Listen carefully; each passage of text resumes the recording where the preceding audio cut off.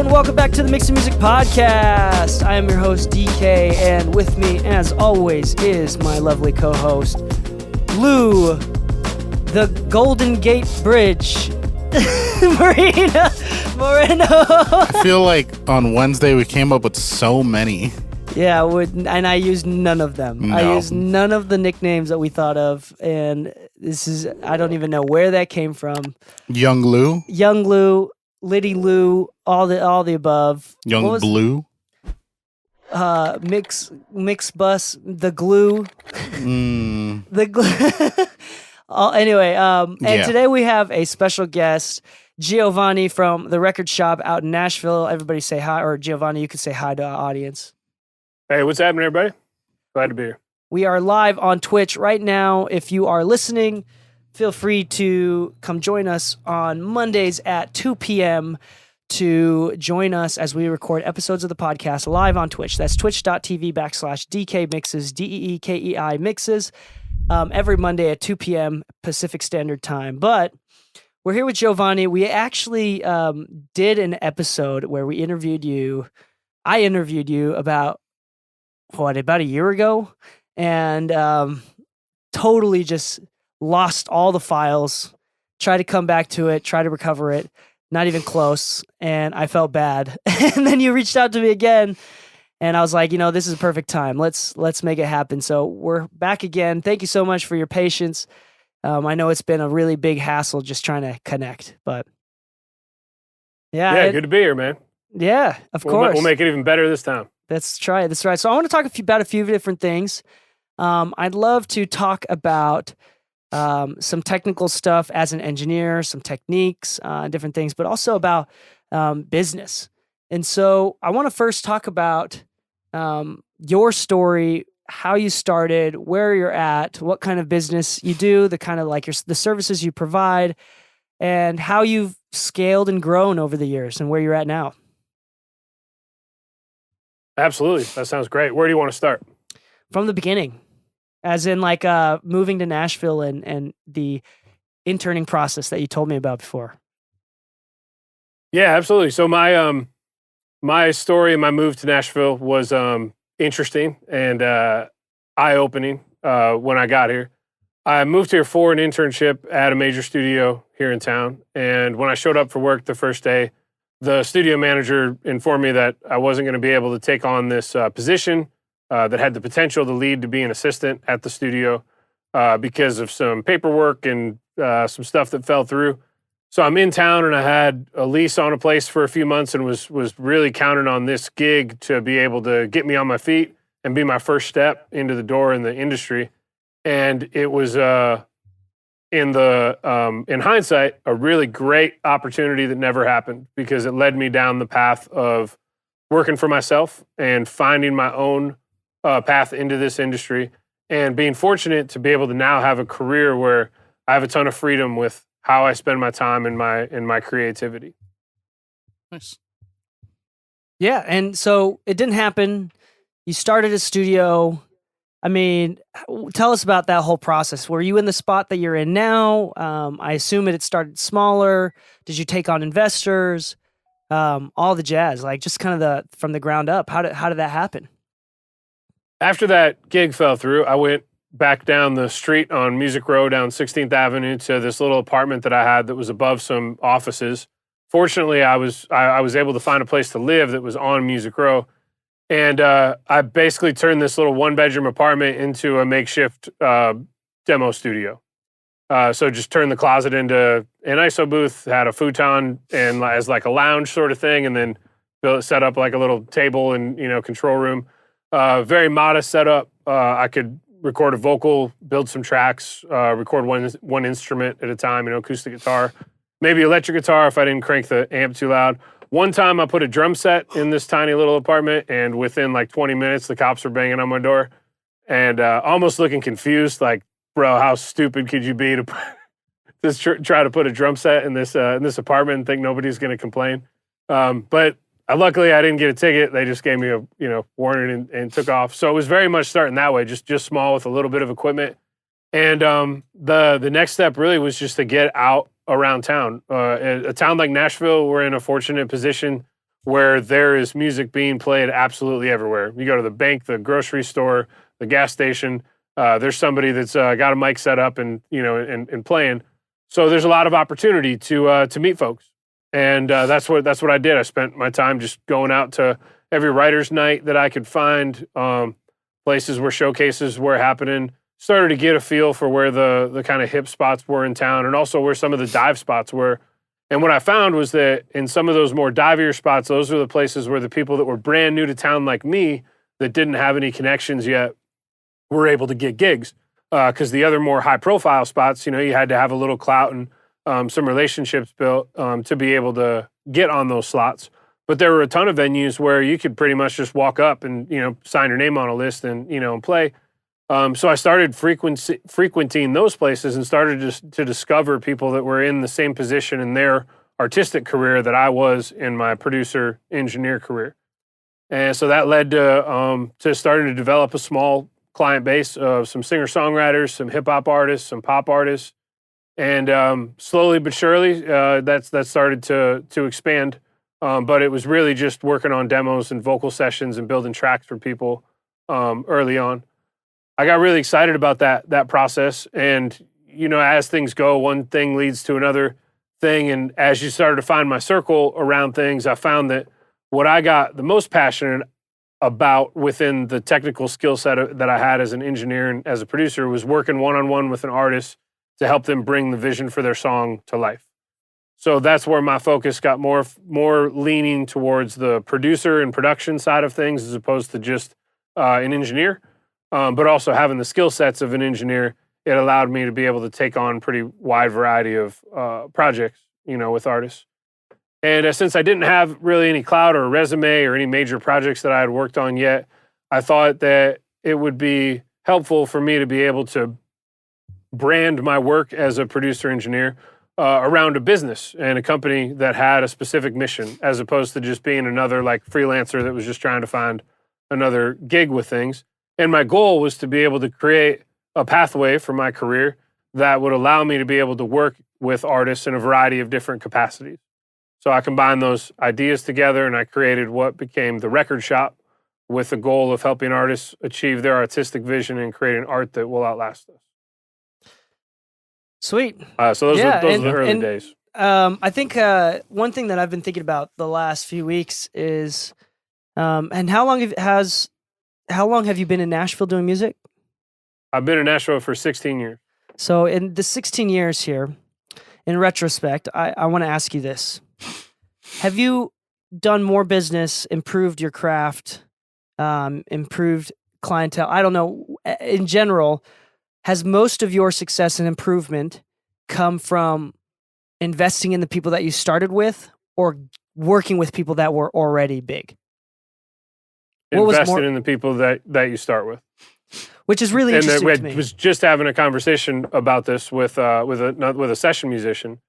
And the idea when you move to a town like Nashville, your eyes are wide open. You're looking for that big gig. You have this idea in your mind that you need to find that big break that's going to put you into that place. And what I learned is that, for me at least, there wasn't really that one moment or that singular thing that was like that big break. And now all of a sudden, everything I'm working on is a number one record. It's a slow experience of one opportunity after another, some of which those opportunities might shine a little bit brighter than others, but all of them are intertwined in some way and connect in ways that we don't really understand in the moment, but then we can look back and see how that one path, led to another path and gets there. But my idea, and I moved here to work at a major label's recording studio because my thought was that, you got to work and prepare yourself to be able to find that big break, that opportunity to get in front of those artists. But then I learned that all of those artists already have those people. And that's not to say that I don't have the motivation to try to break into that crew that's already there. But you got to remember that crew was developed when all of those people didn't have anything going on in their career. So what I found over the last 16 years, that what was much more valuable early on was to invest in people that I believed in and that I felt artistically connected with, and then to grow with them. And you see, as one person finds a great opportunity, they can bring part of the group along. And then somebody else finds this thing, and then we pull in, in this direction. And so now there's people that I've worked with for, 16 years in town. And we both started with nothing, not knowing anybody, not having any big gigs, just kind of the, the little things you can pick up here and there, and are now in a position, fortunately, in our careers where, we've broken into that more, substantial commercial side of the industry, and are privileged to be able to have work every day and be able to keep working on great projects. I think that this is actually a really important point. And the reason why I think it's an important point is because I think there is value in reaching out and working with artists that are big, right? But I think people keep, and myself included, I think I keep forgetting how valuable it is to work with everyone around you. As long as what you said, as long as you believe in them and enjoy their artistic process. And I think even in my own success, I've had the most amount of success and personal improvement when I was working with artists from the beginning. And this is something that I think, and I don't know, this is something that I tweeted the other day, where I really believe that if you stay in the music industry long enough and invest in people long enough, everyone's slowly going to get better and improve and put themselves in a higher place in the industry over time. And if you can stick it out, then I think that those relationships that at the beginning, both of y'all were, I don't want to say nobodies, but became someone substantial over the years. And I think that is an awesome thing. And I love that your answer was so automatic, because even to you, without any sort of data, it was just so clear that investing in other people in similar positions, not really worrying about it, has been so beneficial to you. Anyway, so going back to this, sorry, I apologize. That was a little bit of a tangent, and I really like that answer. And no, that was great, man. It's a really important topic. Can I share one more thing with you that I think would be really helpful? Please do. So while I had a very clear answer for that, in my mind and in my daily work, I'm not always that clear with myself on that answer. And it can be very easy to become distracted with trying to level up, as opposed to being patient and persistent in the world that you're in. And I think that both are important. I don't by any means think that you should stray away from one or like only focus on that, development thing and not try to take those shots and build those relationships. You absolutely should. But sometimes the more success begets success, the more opportunities you get, the bigger the stage you're on, then you want to be on an even bigger stage because it feels great. And you see that atmosphere and energy, around you. So it can be easy to get stuck in that. The other side of it that's really important is to recognize that while we do want to be around people that we connect with and that we can grow with and be together, we also have to recognize the people that are not necessarily putting in the work to grow. Because sometimes we can find ourselves investing our time into people that are really fun to hang out with because it's a cool vibe, but it's maybe too much fun and not enough focus on intention about where we're headed, together. The people that you might have a lot of fun, hanging with, but in 10 years, are they still going to be here? And are they going to be at the level that you intend to be? Do you believe that in their future too? So I think both sides of that is something to remember when you talk about that topic and think about how you apply that principle to your career. Yeah, that's a really good point. Because when I answered my thoughts, I was thinking from the perspective of younger engineers and producers that are quite frankly making excuses saying that I haven't had that hit record yet because I haven't worked with these people. And the only reason why I haven't done better is because I haven't worked with these bigger artists.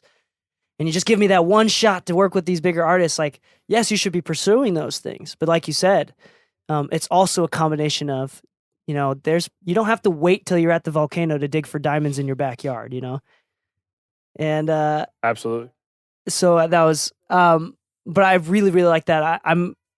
I think that'll put some things into perspective for some of our listeners here. Let's move on and talk more about the studio in the sense that, and how long has the studio been officially open now? The record shop. Well, the business of the record shop was not necessarily built around a studio. It was built around the idea of a multifaceted production company. And I'd like to say that was like a grand vision, but one of the main reasons for that was that when I started the business, I didn't have a studio. So I'm in a town like Nashville where I have access to a lot of different commercial studios, and those were the studios that I worked out of primarily. And then I would bring stuff back to my home studio to do editing and maybe mixing and that sort of thing. But a majority amount of the work that I was doing outside of vocal recording, editing, and mixing was all done in other commercial studios. So the record shop was built around the idea of a production company that would be multifaceted, but focused primarily on a philosophy behind production of the producer focusing on the artist's vision first and their vision second, and combining that together into a cohesive direction within each record that is focused on the gut instinct and the expertise, I guess, or direction and ideas of the producer, but is led by the vision of the artist. My early experiences in professional recording studio environments, I saw a lot of artists almost be ignored in some ways in their own project, because the engineer thought, I went to school for this, I know how to make this sound right, and you don't have the right vocabulary to explain this to me, so I'm just going to do what I do because I know what I'm doing, and you're going to like it, I guess. And that was what I experienced, artists having that thing, or working with a producer, and the producer had this vision for how they thought the artist should sound, but the artist was trying at least the best that they could to be very vocal about what their personal direction was and how they heard their record happening. And I saw many experiences where the producer didn't necessarily see that and didn't really, ignore that, or would ignore their direction.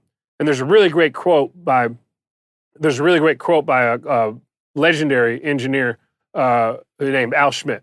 And he says, the artist's name goes on the front of the record, my name goes on the back of the record. So allow them to speak their mind, allow them to try to communicate. And we need to do our job to translate that. And so having those experiences and then working with a lot of artists and figuring out what I enjoyed the most about the process, which is collaboration. I developed the record shop around this idea of more of a production company that's focused on the philosophy of helping artists bring their vision to life. Those visions started with me just focused on audio and production, but then I started to see the need that artists had for visual content, whether video, photography, building out website, building out social media, and graphics, getting their branding right. So I started connecting with people that were experts in those different fields. And then I started working as creative director with some of the artists that I was producing. And I found that to be a lot of fun. It helped me get outside of my head and work my creativity in a different way that wasn't solely focused on something sonic, but something visual, or just a philosophy and a strategy around how to get music out there and share it. And so through doing that, then we started hosting showcases around town.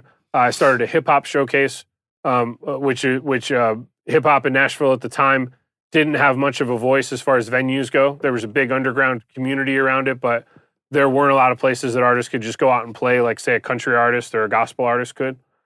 So we created a showcase where hip hop artists in town could come out and perform. We tried to build a community around it. I had a freestyle battle and DJ battle competition that I did monthly at a college just outside of Nashville, and I tried to create these little cool scenes with specific genres or markets that were kind of underserved at the time in the Nashville community. And then I started a program, partnered with a program called Balcony TV, which was a global online music show that featured artists performing on balconies in major cities around the world. So all of those things were built around the idea of the brand of supporting the community and helping artists bring their vision to life. So initially, the record shop was not intended to be a traditional studio. And I don't really consider the record shop a studio as much as a production company and a creative environment and community for artists to collaborate. So at first, there was not a studio. It's just the more idea of around the business. You would kind of categorize it more as an office space rather than a traditional commercial recording studio. Well, the space itself is really designed to be a audio video studio, but the environment and the way that we work would be different than a traditional recording studio.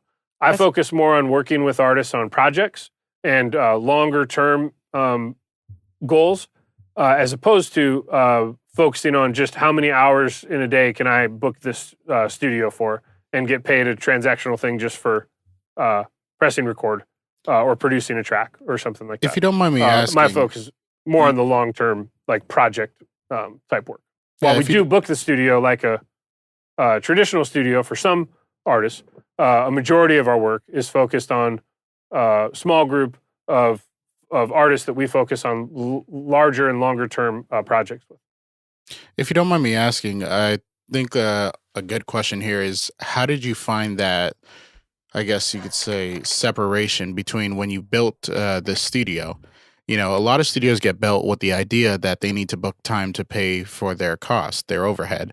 And then yours seems to operate on quite the opposite, on overall projects. Now, a lot of studios have a hard time building an audience with different artists because they're marketing a space rather than a relationship. How, aside from yourself, are there others that you work with that take on these projects in your space, or how did you manage to get this location as part of the business on a long-term basis versus short-term bookings? I think that's a great question. The first thing that comes to mind is the research that I was doing, early on when that internship fell through. So I leave that the meeting that I had with the studio manager at the dream job that I moved to Nashville for, thinking that this was my foot in the door, and went back to this little apartment and was trying to figure out, okay, well, how am I going to survive now? Because I got rent money for like 2 months. My focus was entirely on, how do I be a freelancer? How do I start finding opportunities? How do I understand the business side of this more? Because I'm understanding now that I'm not going to be able to rely on someone else to bring the work to me, but I have to figure out how to get the work. So I went to the bookstore and I bought every book that I could find that seemed relevant to business, to the music business, to building a creative career, to any sort of creative field, and I just started reading. One of the big principles that came up over and over and over again was finding your purpose and creating a mission. Mission statement, So the mission statement idea is more corporate-y thing of, what do we do on a day-to-day basis to serve our customers? And your purpose, might be more focused into the, find your why, type philosophy that definitely connects with creatives a lot more than create your mission statement, And it can sound a little cliche because it gets thrown around a lot, and it's a little tough to take these corporate-y things and move them into a creative side. But that was 1,000% how I was able to at least formulate in my imagination the idea of a non-traditional recording studio that could survive on a reputation through the experience that their client has, rather than a reputation about the building and the gear. The other thing that I recognized, being in a major market like Nashville, every studio has expensive microphones and a great console and good outboard gear, well-tuned, acoustically treated space. The differences that I started to feel once I was booking out those rooms was not necessarily the sound of the room, but the environment, the staff, if the equipment was working well, the experience that I had, and did I feel good going in there? Did I feel welcomed and excited? And if you feel good in that environment, you're going to feel more creative. Your work is probably going to feel better. And I wanted to know if I felt supported, or if I felt like someone that was just bringing them another gig that was going to pay the mortgage on the building that month. So I thought about my own experience, and then I thought about a lot of the stuff that I was reading. And the primary way I believe that I was successful in being able to build this model of a production company, which has a recording studio but doesn't exist solely on the basis of studio time, is through having a clear mission and purpose behind it. And also that mission and purpose being very much aligned to what I enjoy the most about my work. I think that if I had just created something that I thought sounded cool and would be good to put on the top of my website as like a headline, it's not going to connect long-term. Those long-term client relationships, it feels like it does when, you walk into a Walmart and you'd see whatever their motto is. You don't really believe that. They just want to get as many people into, to sell stuff with the best margin that they can, At least that's the feeling that I would get when I walk into a store like that. And so I needed to create a mission, a statement, and a clear purpose behind the work that I was doing that I felt authentically connected with, that I could share with people and that they could see in my eyes and feel in the experience that they had that I authentically felt that way. It wasn't intended to be like a gimmick or like a new way of like business plan or doing things. It came together very organically through traditional business principles that I guess I applied to figure out a unique way to be able to serve the modern recording industry market in a town like Nashville in a way that that wasn't being done, in the same way that would help differentiate me. Nice. I actually really like that answer. Now, I feel like another question that kind of ties into that is obviously as you grow, this new building is new level of overhead, but starting out, your only overhead was really your cost of living. Now, when you came to finding your first couple clients out in Nashville, because I'll be honest, I'm born and raised in LA, so I knew what my cost of living is. I knew what I needed to make to at least pay my bills out here. But you were new to town and everything. How did you approach your first clients, budget wise, things like that? And then how did you grow into your, I guess, situation now? You have a much higher overhead. You pay other people for their job as well as part of your production team. How did you find the way to actually scale yourself upward, not just in how much work you can get done more efficiently, but financially speaking? How were you able to scale your cost up with your clients? How did those conversations go? Did you see a lot of clients fall off, or with the maintenance of these early relationships, did you see that you retained more than, we talk about customers versus clients. Clients are coming for you. Customers are just fly by night. Did you see a lot of people drop off over time? How was your cost of doing business with your clients starting out, and then, to now that you have a higher overhead and a team? To put simply, how did you scale? I think, how did you scale? Well, I think the idea of how did you scale, it's I'm looking back, I'm thinking back on it, kind of the process of where do you start and where do you get to. Yeah. And really, you do good work, you're reliable, you build strong relationships that are not just networking, but that have value to them. You figure out ways to be valuable to others. And in return, you get invited into circles which allow you to be able to work at a higher and higher level until, and when you're in that, in that position. And then the result of working at that level is that you're seen at that level, which makes it less challenging for people to see the the value that you have. And now and you don't accept people to price shop with you, I guess. So this is the experience that you're going to have. This is the work that we do, and feel confident, with it, and understand the world's abundant, So really just time and doing good work. But the whole idea of how do you manage raising rates and people falling off and dealing with that, I think that I can be a little bit more specifically navigated or explained. Early on, where I started, I charged, I think, $15 an hour or something like that, which is 16 years ago. So, it hasn't been that much inflation, but it was really cheap for, I didn't have a ton of equipment, had a decent interface and Pro Tools, and I could produce some pretty solid tracks. And I had, I think, a Shure KSM 44 microphone. So, mid-level $400 condenser mic or whatever. No, I didn't charge very much at all, but I did that because I was in a very saturated market where there were endless options for someone to go record. And I at the time realized that I needed to be affordable to the people that were brand new to town like me that also didn't have, a lot of work. So I didn't charge very much right away.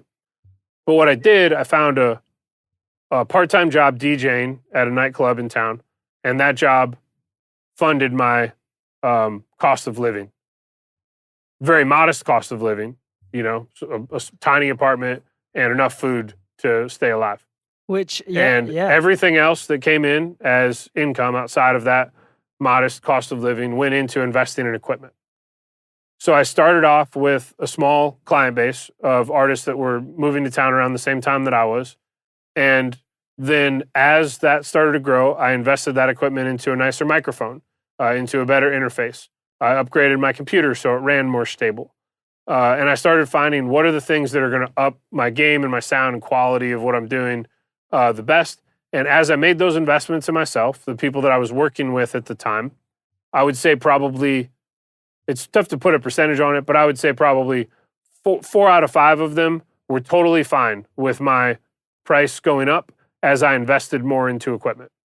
They saw the quality of what I was, the work improving. They understood that I wanted to help them grow and we were going to grow together. And they were totally happy with me starting to charge $20 an hour, $25 an hour, $35 an hour over the course of a few years as I built out, better equipment. The other 20%, that fell off, I had to just accept that that's cool and that's the cost of growth.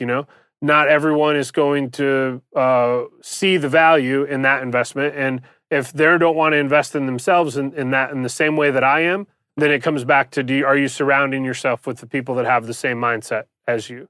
And if they don't have that, that same mindset, then it's probably better that they move on or they stay in an area where they're just going for the cheapest possible option.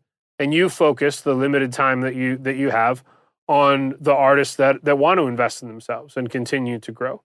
I hear engineers that are just getting started off say a lot. It's really tough to get people to want to pay anything, for this. And I think it's more because the way that the experience and that the work that's being done, it just is presented as a very transactional experience. I have equipment, I can record things, and you're going to pay me a rate to do that. And that's what a lot of people describe their work in that way, and they look at it that way. But what I was looking at was, I want to grow with you. I want you to be successful. I want us to be able to become successful together. And that was the energy that we had, in the room. That's what we were focused on. And I would talk about ideas with artists outside of just the records that we're working on.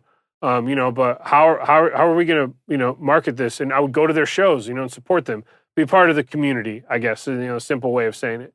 And so through that, building those types of relationships, it didn't become an issue when they saw me invest, go from a $400 microphone to a $5,000 microphone and raise my rates by $5 or $10 an hour. They were happy to do that because they saw the investment. They knew that their work was going to be better. And they wouldn't just leave and go to the other person that has a, $5,000 mic that might charge $5 less. They want to stay with the people that they're comfortable with, that they've grown with, that believe in them. They feel part of that, that family. So I think that helped with the growth. The other thing that helped a lot was the diversification of things. Now, for me, I preface this with the way that I did it is not necessarily a roadmap, I don't think, for everyone, because it takes a genuine interest in these different things, but also the ability to be able to flip your mindset from one skill set or practice to another and do them at a high level. But what I did was try to diversify the revenue streams that we could have as a production company. So when you think about a traditional recording studio, the business model is you build a really great space, you have good equipment, you have good engineers, someone comes in and they book that space and those engineers by the hour or by the day, and there's a fee for that. There's a ceiling that you reach, with that type of situation, business model. What I wanted to do is be able to create this environment where an artist could come and I could focus on what I wanted to do. I want to produce records. I don't want to be a music video director. I don't want to be a website designer. I want to produce records. But I had artists that needed those other things done, and I had a really great creative relationship with them through producing their music. I understand their creative direction. So I could help guide them through that process. I could educate myself enough on other aspects of the business, be it or other aspects of creativity, be that videography, photography, graphic design, understanding how to market music through, at that time, early on in my career, it was like I helped artists market their music on MySpace. I learned how that whole system worked, and I helped artists build their foundation in there. So nowadays it would be TikTok, Instagram, SoundCloud, Spotify. But learning enough about those aspects of the business to be a resource, but not try to be a decent at kind of all these things. I don't want to be a jack of all trades. I want to focus on producing records, but I want to have some stability, and I want to be able to build a well-rounded business that has different ways that they can support artists. So that was my approach in doing that. Now, let's say that someone's just a mixing engineer. You would think about your income being limited by the amount of mixes that you could do in a day, and then what you charge per mix. Maybe some people still charge like hourly, but a lot of mixes are done kind of like on a per song basis with visions and all that built into it. So how many songs can you mix in a day? But if you can build a relationship with an artist that might record themselves, where you can guide them on how to make their tracks better. Now you have in the downtime that you could take in between mixes where you need to rest your ears, you could jump on a consultation call with an artist and give them some advice on how to get their recordings to be better, which is going to help your process be more efficient, so you can get more mixes done during the day, and you can help them improve the quality of the work that they're doing, which is going to make them feel good because they're improving. You're going to be more valuable to them because you're not only being a good mixing engineer for them, but you're being a good mentor and helping them improve their skills and make their music sound better. And then we can think creatively about how to create unique revenue streams that are outside of just the traditional way of of that being done. And that also becomes a way that now me being someone that was not independently funded by a venture capitalist company or anything like that, I started in an apartment, and I fortunately have a commercial room now. And that happened step by step through thinking about creative ways to be able to create a multifaceted business that could exist through those different things supporting it, as opposed to just relying on studio time. Hopefully that's a clear way of trying to describe how that scaling started to happen. No worries. That was actually perfect. Yeah. That was actually perfect what we were looking for. We're going to slowly start to close this episode out, but I want to ask two more questions that I think would be really helpful for everybody listening right now. Is one, when you first started and you were learning, you said that you learned a lot, you were reading as much as you could. Any sort of specific books or learning assets that you recommend for anybody in a similar position from where you were when you first started? My favorite book most recently was introduced to me by a couple artists that I work with, Claude Kelly and Chuck Harmony. They're prolific songwriters and producers. They run a company called Weirdo Workshop. It's a really cool creative company and label here in Nashville. And they host something called Tiny Book Club, where a bunch of creatives get together and read a book under 200 pages. And one of the books that they brought in was a book called For Everyone, that's written by Jason Reynolds. It's a poem that was written for an event, and it was written to be kind of a poem towards children. But the way that it developed, it just turned into this incredible statement about perseverance and enjoying the journey as it relates to creative art. And my favorite quote from the book is, your success could be as far away as forever or as close as lunchtime. And I don't know if that's word for word, but that's the basic, idea.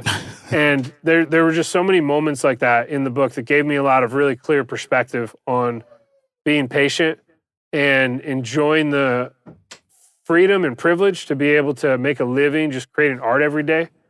And also understanding that everybody goes through this journey of self-discovery, of self-evaluation, and the challenges that come along, with that, being a creative person and also trying to build a career being creative. There's so much self-doubt and there's so much adversity that we go through. Being able to see that someone could so eloquently paint a picture around that type of experience and then give some really prolific ways of having a fresh perspective on it. That book, For Everyone by Jason Reynolds, has been the most recent thing that I get super lit up about, and I love sharing with people. Awesome. Nice. And lastly, this is the one request that we get from everybody here, everybody on the stream, everybody on the podcast. They all want to hear technical things. So like technical advice on recording, mixing, anything. Any life-changing or highly recommended technical pieces of advice for young to pro engineers and producers? Yeah, I got a couple. First thing, read the manual. Yes. Yes. Yes. Oh, yes. That's something that I never wanted to do. I started getting into engineering when I was really young. I think I got saved up some money one summer from cutting lawns, and I bought a 4-track cassette recorder and a cheap microphone. And I never read the manual. I just started pressing buttons and turning things until it started to do what I thought it was supposed to do. And then once I tried to look at the manual, it didn't make sense because I could do that. But when I started getting a more in-depth education and stuff, I recognized how much you can gain out of reading it. And usually with audio equipment, the manuals aren't that lame, like in comparison to other types of tools or or things that you have to read through that are just so technical. And a lot of companies have come up with creative ways to write their manuals. But there's so much that you can learn from that. There's also a lot to say about just diving into something and pressing buttons and turning knobs. That's the really fun part.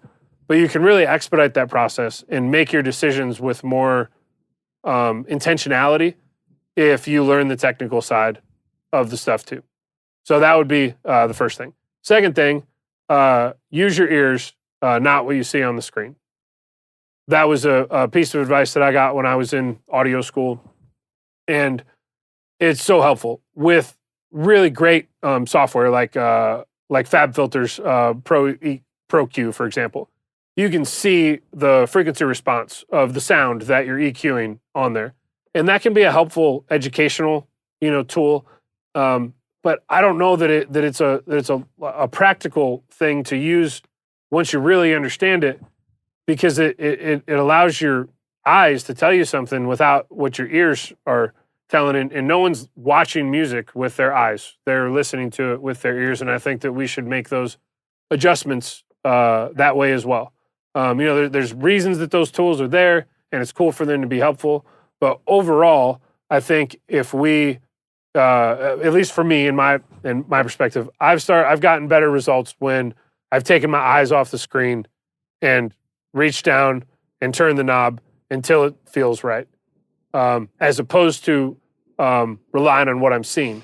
The other thing that happens a lot is that we start to get preconceived ideas in our head, especially with the way that Instagram educators have these little tiny, memes about what frequency range is going to make a kick, hit the way, or what do you need to take out of a hi-hat in order to get it to sit in the track.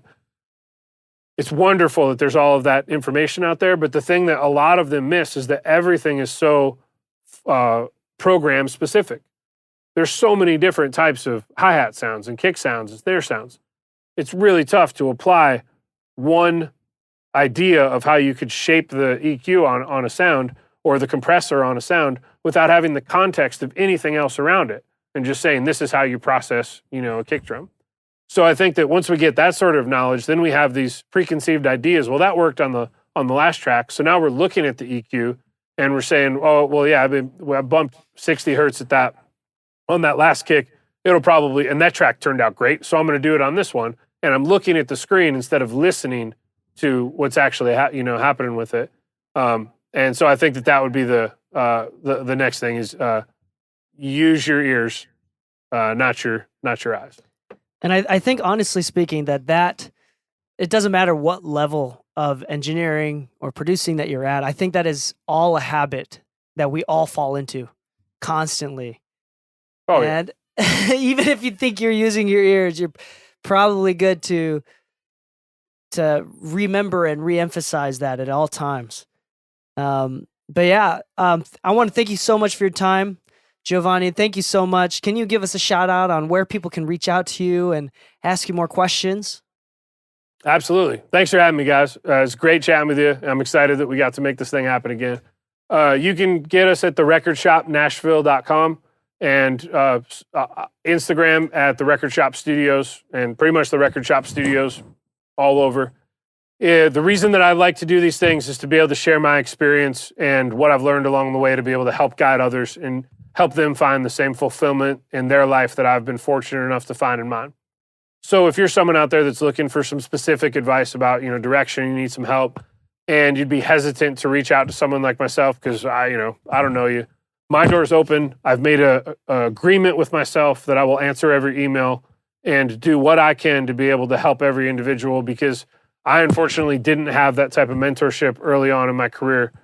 And I feel very blessed to be able to be in the place that I am now in my career. And I want to give back in every way that I can.